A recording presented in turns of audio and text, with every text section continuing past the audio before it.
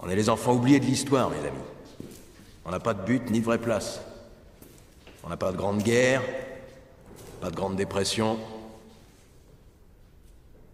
Notre grande guerre est spirituelle. Notre grande dépression, c'est nos vies.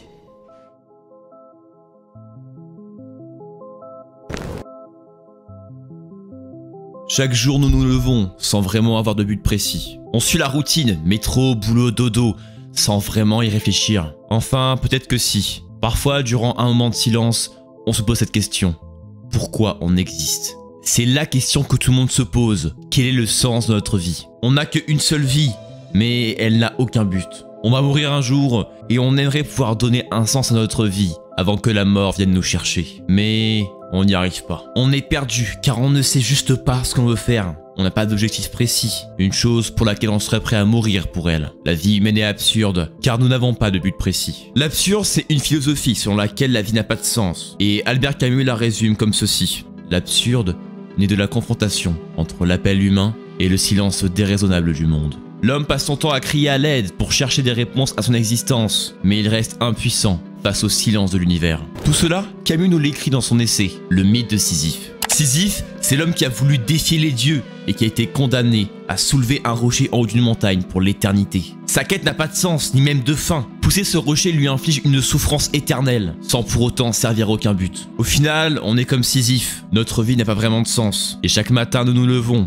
pour aller soulever notre fardeau en haut de cette montagne. Ce rocher peut être votre travail, vos études, ou même votre routine. Bref, tout ça n'a pas de sens, ni même de fin. Nous n'avons aucun but précis, nous vivons tous les jours en attendant du lendemain, en espérant se réveiller plus heureux, continuant de pousser ce rocher, sans même se demander si ce n'est pas lui qui nous rend malheureux.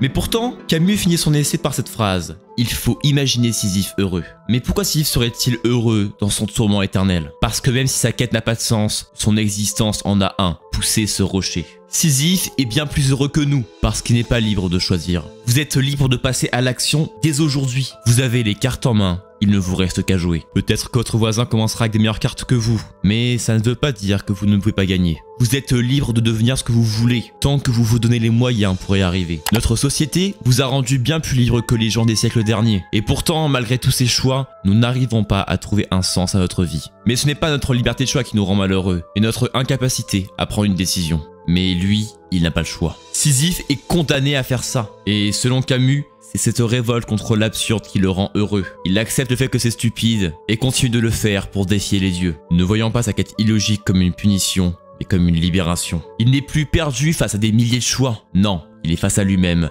face à ce rocher. C'est le fait qu'il a un but qui le rend heureux. Et d'ailleurs, c'est exactement ce qu'il nous faut. Rieux, dans La Peste, soigne tous les jours des pestiférés, sans même avoir une once d'espoir d'un jour vaincre la maladie. Sa quête aussi est insensée, et d'ailleurs, il en est conscient. Mais pourtant, il n'abandonne pas. Il fallait lutter, de telle ou telle façon, et ne pas se mettre à genoux. Toute la question était d'empêcher le plus d'hommes possible de mourir. Il n'y avait pour ça qu'un seul moyen, qui était de combattre la peste. Rieux a une raison de vivre, et il est l'exact opposé de Sisyphe. Il n'est pas forcé à devoir sauver ses gens et de consacrer sa vie entière à essayer de réaliser l'impossible. Mais c'est justement cette absurdité et le fait qu'il y a une cause à défendre qui le rend heureux. Mais nous ne sommes ni comme Sisyphe, ni comme Rieux. Nous ne sommes pas forcés d'aller soulever ce rocher tous les matins. Nous n'avons pas de grande cause à défendre. Un idéal inatteignable qui pourrait donner un sens à notre vie. Une chose pour laquelle on serait prêt à mourir pour elle. Albert Camus disait justement ceci. Ce qu'on appelle une raison de vivre est en même temps une excellente raison de mourir. Les soldats de la Seconde Guerre mondiale qui se battaient pour sauver leur pays étaient probablement plus heureux que certains d'entre nous, car ils avaient de l'espoir et une cause à défendre. Peut-être un espoir vain, celui de libérer la France et le monde de l'Allemagne nazie, mais ça restait une raison de continuer le combat. Mais nous, on n'a pas de grande guerre, pas de grande dépression, nos vies n'ont pas d'espoir. Nous passons notre temps de notre plein gré à pousser un rocher vers un sommet qui n'est pas vraiment celui qu'on aimerait gravir. Alors que pourtant, nous pouvons aller nous battre pour une cause qui nous tient vraiment à cœur. Ce qui nous rendrait heureux, ce serait d'avoir une mission, une chose pour laquelle on serait prêt à consacrer notre vie à l'atteindre, même si c'est absurde. Mais on n'y arrive pas, car ce but que nous avons n'est pas vraiment le nôtre. Nos études, notre travail, notre vie en général, cette routine qu'on a, est-ce que c'est vraiment ça que l'on veut au fond de nous? Pourtant, on se force à le faire. Parce que je suis pas vraiment d'accord avec Albert Camus. Sisyphe n'est pas heureux, car lui aussi, il est forcé. Ce but qu'il a n'est pas le sien. On est un peu comme Sisyphe. On se force dans une voie fixée parce que ça nous rassure, mais on ressent un sentiment de vide, comme s'il manquait une chose à notre vie. Parce que simplement, on n'a aucun but précis qui nous tient vraiment à cœur. Et peut-être que ce n'est pas ton cas. Peut-être que tu sais exactement ce que tu veux faire et que tu as réussi à trouver un sens à ta vie. Mais il y a encore un problème. Qu'est-ce que tu vises vraiment? Beaucoup de gens n'ont pas d'objectif précis. Ils savent à peu près ce qu'ils veulent devenir, mais même pas pourquoi ils veulent le devenir. En soi, beaucoup arrivent à trouver un métier ou une carrière qui les convienne, simplement parce qu'ils sont doués dedans et qu'on les paye, mais pas forcément parce que c'est vraiment ce qu'ils veulent faire. Si par exemple tu es un très bon médecin, mais que le fait de sauver des gens ne t'intéresse pas et que tu as choisi ce métier pour simplement gagner de l'argent, est-ce que être médecin c'est vraiment le sens de ta vie? Parce que encore une fois, dédier ton existence à sauver la vie d'autrui comme Rieux peut te rendre heureux, même si c'est sans fin. Mais si tu le fais égoïstement pour l'argent, est-ce que ça comblera ce sentiment de vide? Alors peut-être que oui, c'est ce qui te rendra heureux et que tu penses sincèrement que l'argent fera ton bonheur. Mais ma question c'est pourquoi? Pourquoi tu veux être riche? Et c'est pareil pour plein d'autres questions. Pourquoi tu veux être musclé? Pourquoi tu veux être en couple? Pourquoi tu veux faire des études? Pourquoi de nos jours il y a autant de personnes qui cherchent des choses sans vraiment savoir pourquoi? Aujourd'hui, on vit dans un monde capitaliste qui a mis l'argent au centre de tous les désirs parce que avec lui, on peut quasiment tout avoir. Même les influenceurs jouent là-dessus parce que ce désir de finir riche est profondément ancré en nous depuis notre enfance. On s'est fait influencer par la pub et la télé et c'est exactement ce que dit Tyler Durden dans Fight Club. La pub nous fait courir après des voitures et des fringues. On fait des boulots qu'on déteste pour se payer des merdes qui nous servent à rien. La télévision nous a appris à croire qu'un jour on serait tous des millionnaires, des dieux du cinéma ou des rockstars. Mais c'est faux. Et nous apprenons lentement cette vérité. On en a vraiment, vraiment plein le cul. Notre génération est perdue parce qu'elle est trop influencée par la télé, les influenceurs et même nos familles. Alors, on va tous poursuivre une vie toute tracée sans se poser aucune question pour aller faire des boulots qu'on déteste pour se payer des merdes qui nous servent à rien. Le problème, c'est qu'on est constamment influencé par les autres. On n'arrive pas à trouver de but précis parce qu'on ne s'est jamais arrêté 5 minutes pour réfléchir à ce qu'on veut réellement. On préfère ne pas y penser en restant dans notre zone de confort, à écouter ce que tout le monde nous dit de faire sans vraiment chercher une réponse qui vient de nous. On passe nos vies de manière inconsciente. On a peur de ce silence qui nous fait réfléchir car on se rend compte en l'espace d'un instant de la stupidité de tout ce qu'on fait. Alors on évite l'ennui et le silence en passant notre temps sur les réseaux sociaux, les jeux vidéo et tout le reste sans vraiment vouloir affronter nos désirs parce qu'on a peur. On a peur de devoir souffrir car on sait exactement que notre vie n'a pas de sens, mais on préfère rester endormi dans un beau rêve plutôt que de faire face à une triste réalité. Et au fond de nous, on sait qu'on aimerait faire autre chose, mais on n'y arrive pas car on a peur. Alors on se laisse faire influencer par les autres. Et honnêtement, j'ai rien à vendre ou à y gagner en disant ça. Ce serait bien plus rentable si je te disais que j'avais une formation ou une solution miracle et que en m'écoutant ce sera facile, que tu réussiras à être heureux. Mais c'est faux. Le but de ma chaîne, c'est de pouvoir t'aider à combler ce vide dans ta vie. J'ai pas envie de te vendre du rêve ou de te faire acheter des formations. Non, mon seul but, c'est que tu ailles mieux. Car j'ai aussi été à ta place et ce qui m'a vraiment aidé, c'est réussir à trouver un objectif, une raison de me lever le matin. Alors, il faut que tu trouves ton rêve. Mais il y a encore un problème. Les influenceurs, les marques, tes parents, ton patron, ton lycée ou même tes études. Derrière ces gens-là, il y a aussi des rêves. Et je dois vous passer ce court extrait d'une interview de Gilles Deleuze où il parle du rêve. Car il le dira d'une manière bien plus belle que je ne pourrais jamais le dire. Et la grande idée de Minelli sur le rêve, il me semble, c'est que le rêve concerne avant tout ceux qui ne rêvent pas. Le rêve de ceux qui rêvent concerne ceux qui ne rêvent pas. Et pourquoi ça les concerne? Parce que dès qu'il y a rêve de l'autre, il y a danger. À savoir que le rêve des gens est toujours un rêve dévorant qui risque de nous engloutir. Et que les autres rêves, c'est très dangereux. Et que le rêve est une terrible volonté de puissance. Et que chacun de nous est plus ou moins victime du rêve des autres. Même quand c'est la plus gracieuse jeune fille, c'est une terrible dévorante. Pas par son âme, mais par ses rêves. Méfiez-vous du rêve de l'autre, parce que si vous êtes pris dans le rêve de l'autre, vous êtes foutu. Bon, ne soyez jamais pris dans le rêve de l'autre. Les gens autour de vous ont aussi des rêves qu'ils veulent accomplir. Et en soi, c'est normal, mais il faut donc vous méfier. C'est pour ça que je vous dis de faire attention lorsque j'en vends des formations ou des produits miracles sur internet, vous promettant de pouvoir trouver le sens de votre vie. Je dis pas forcément que la formation est mauvaise, mais est-ce que c'est vraiment ce qui vous rendra heureux? C'est logique de vendre son produit et ses bénéfices en les exagérant. Je vous demande juste de réfléchir un peu et de prendre du recul. Parce que ces gens-là s'en fichent de vous. Ce qu'ils veulent, c'est de l'argent et atteindre leur but personnel. Mais encore une fois, pas tout le monde. J'ai pu avoir accès à la formation de Lohan, YouTube YouTube Secret et c'était vraiment de la qualité. Il y a un effort sincère et ça se voit qu'il veut vraiment nous aider. Et c'est pareil pour les autres. Je n'ai jamais pu voir ce qu'ils ont vraiment fait, j'ai acheté aucune formation dans ma vie. Et même en dehors des influenceurs, vos parents ne veulent que votre bien, mais dans leur vision de la chose. Ils veulent vous voir en sécurité, dans une situation stable et sans problème. Mais est-ce que c'est vraiment cette vie-là qui te rendra heureux? Je sais que c'est la situation de beaucoup d'entre vous, car c'est aussi mon cas. On est tous orientés vers les études pour finir dans le salariat. Votre famille veut vous voir en sécurité parce qu'ils vous aiment et c'est normal. Mais est-ce que c'est vraiment cette vie qui nous rendra heureux? Alors peut-être que oui, et je ne crache en aucun cas sur les études. Les études peuvent t'amener loin dans une voie que tu veux. Si tu souhaites devenir avocat, journaliste, médecin, boulanger, ingénieur ou quoi que ce soit, suis ce rêve si c'est le tien.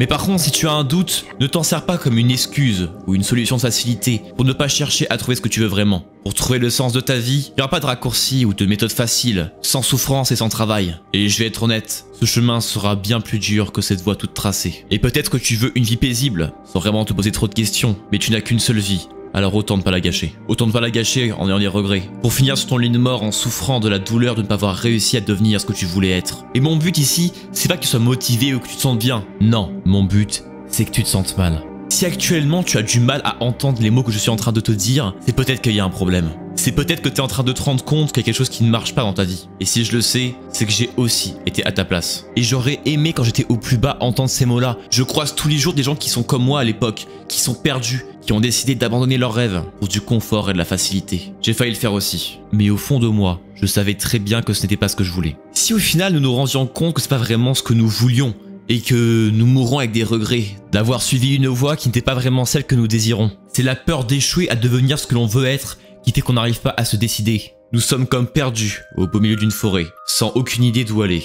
Mais il va falloir tôt ou tard prendre une décision et commencer à marcher vers une destination. Vous pouvez aller vers cette montagne, ou suivre ce fleuve, ou même prendre ce chemin. Bref, vous êtes libre de votre choix. Mais encore une fois, vous êtes perdu. Mais si dans cette forêt, on écoute les autres et qu'on suit la direction qu'ils nous ont indiquée, est-ce que ce sera le chemin vers nos rêves ou vers les leurs? Cette allégorie de la forêt que je viens d'utiliser vient du discours de la méthode de Descartes, et il a une solution pour nous. Dans ce livre, il va établir une méthode pour trouver des certitudes, et on peut résumer son objectif avec cette phrase. J'avais toujours un extrême désir d'apprendre à distinguer le vrai du faux, pour voir clair en mes actions et marcher avec assurance en cette vie. Si le but principal de l'œuvre est de trouver des exactitudes scientifiques, on peut très bien s'en servir pour les idées que nous avons. Parce que si actuellement on est perdu dans cette forêt, il va falloir en sortir un jour ou l'autre. Mais le problème, c'est qu'on n'a aucune idée de ce qu'il y aura de l'autre côté. Peut-être que nous serons plus heureux si nous partons dans cette direction, ou dans celle-là. Mais on n'en sait rien tant qu'on n'y est pas. Alors, comment réussir à être sûr qu'on part dans le bon chemin? Ce doute dans ce choix qui va influencer toute notre vie, tout le monde l'a eu ou l'aura.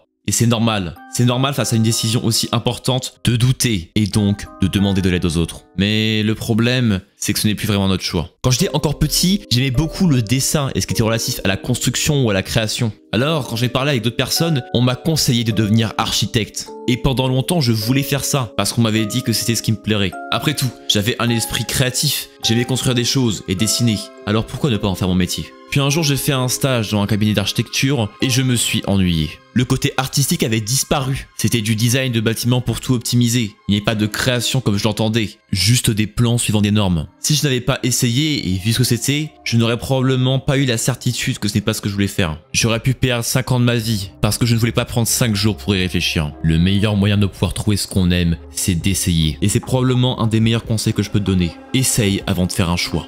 Mais malheureusement, on n'a pas le temps de pouvoir essayer toutes ces choses pour avoir la certitude que c'est vraiment ce que l'on veut faire. Et c'est justement là qu'intervient le discours de la méthode.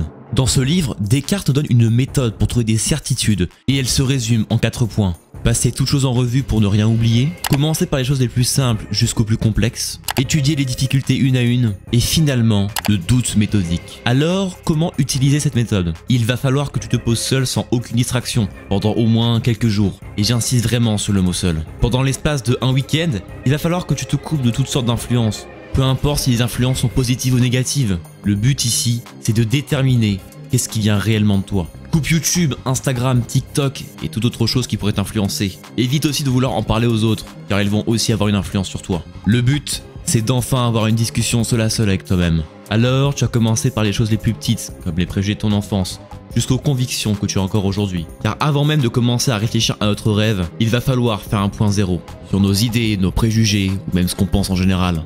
On a tous des choses profondément ancrées en nous. Et en fait, on ne sait même pas pourquoi on pense comme ça. Que ce soit sur le physique, ce que tu désires au niveau de tes relations, ta vision de la spiritualité, et même du dev perso, tout ce que tu as appris et que tu conçois comme vrai est peut-être faux. Si tu pars sur une base fragile, il y a quand même un risque qu'un jour, tout s'écroule et tout ce que tu as construit sera perdu. Alors autant le faire maintenant, détruis tout et recommence à zéro. Construis des bases solides sur ce que tu penses vraiment au fond de toi. Je pense qu'on se rend même pas compte de l'influence que les autres ont sur nous, même indirectement. J'ai commencé la musculation pour avoir un corps plus attirant, mais à force, ça a changé. Le but, c'était de prendre le plus de masse possible. Encore une fois, j'ai été influencé par les réseaux sociaux et le reste de mon entourage qui allait à la salle. Ce n'était plus un objectif personnel, mais un objectif pour mon ego. Quand je m'en suis rendu compte, j'ai réfléchi. Je me suis remis en question et j'ai cessé de vouloir prendre de la masse sans fin. C'est pareil pour la spiritualité, le dev perso et les relations en général, autant amicales qu'amoureuses. J'avais plein d'idées reçues que je n'avais jamais remis en question. Alors tu vas devoir remettre en question toutes les choses que tu as apprises et que tu conçois comme vraies pour trouver ce que tu penses vraiment. Mais commence pas à avoir de l'ego et à vouloir tout rejeter parce que c'est pas vraiment ce que tu penses. Si par exemple tu as des idées reçues sur la méditation, peut-être qu'elles viennent de toi, mais si tu n'as jamais essayé, juste au moins une fois, comment tu peux être sûr que ce que tu dis est vrai? Car pour ce qui est de tes rêves ou tes objectifs, je suis d'accord, ne commence pas à laisser les autres dicter ta vie. Mais pour ce qui est des habitudes ou juste des conseils, ne commence pas à te renfermer. Si vous regardez une vidéo sur YouTube, prenez du recul sur ce que vous voyez. Ne partez pas dans les extrêmes, à soit rejeter complètement ce que la personne dit, ou à boire ses paroles comme s'il disait la vérité. Même moi, je peux me tromper, et j'en suis conscient. Je sais qu'il y aura des gens qui ne seront pas d'accord avec moi, mais même si tu n'approuves pas ce que je dis, tu dois au moins essayer pour voir si c'est vrai. Quand tu auras fini cette étape, tu vas enfin pouvoir te poser la question. Qu'est-ce que tu veux faire de ta vie? On est dans le cœur du sujet et c'est à ce moment-là qu'on va utiliser la méthode de Descartes. Et on va surtout utiliser le dernier principe, le doute méthodique. Pour le résumer simplement, si tu n'as qu'un seul doute, ne le fais pas. Parce que si vraiment c'était ce que tu voulais, tu n'hésiterais pas. Mais si tu n'es pas sûr, il y a un problème. Alors, il va falloir creuser et essayer. Ne commence pas à tout balancer au feu et à tout brûler. Même si tu as un doute, analyse pourquoi tu as un doute. J'ai voulu par le passé devenir créateur de jeux vidéo, et même si actuellement j'ai drastiquement changé, même à l'époque j'avais un doute. Parce que je savais que l'idée de passer toute ma vie sur un écran, à rester des journées entières sur un ordinateur, ça me dérangeait. Parce que je voulais au fond de moi passer un message et aider des gens. J'ai analysé ce doute-là, et maintenant, si je vais refaire des choix, j'analyserai encore et encore mes doutes. Alors, au fur et à mesure, tu vas commencer à envier quand même pas mal de choses. Et peut-être qu'il ne te restera plus qu'une ou deux idées de ce que tu veux réellement faire. Mais comment faire lorsque l'on a fait le mauvais choix? J'ai fait un choix au lycée qui m'a orienté sans aucun retour en arrière. Et justement, je me suis trompé. J'ai fait une erreur qui a orienté toute ma vie dans une direction. Et maintenant, je regrette. Alors, à ce moment-là, j'avais deux options. Soit j'abandonnais, j'arrêtais tout, mes rêves, mes objectifs, et je suivais cette voie que je ne voulais pas. Soit je prenais le temps de réfléchir. Je m'arrêtais 5 secondes pour penser. Il fallait que je trouve une solution. Alors j'ai commencé à me poser et je me suis rendu compte que parmi toutes les options que j'avais, aucune ne me plaisait vraiment. J'ai passé plusieurs jours à réfléchir au sens que je voulais donner à ma vie. Mes parents voulaient juste mon confort et ma sécurité. Les influenceurs voulaient que j'achète leurs produits. L'école me disait de continuer dans les études. Tout le monde m'influençait et j'y ai cru. J'ai commencé à croire qu'il fallait que j'abandonne. J'ai cru en ce que tout le monde me disait, que j'étais juste normal, que c'était impossible, que j'étais pas spécial. Mais je n'ai jamais eu le courage de croire en moi. Au fond de moi, j'avais cette envie de devenir youtubeur.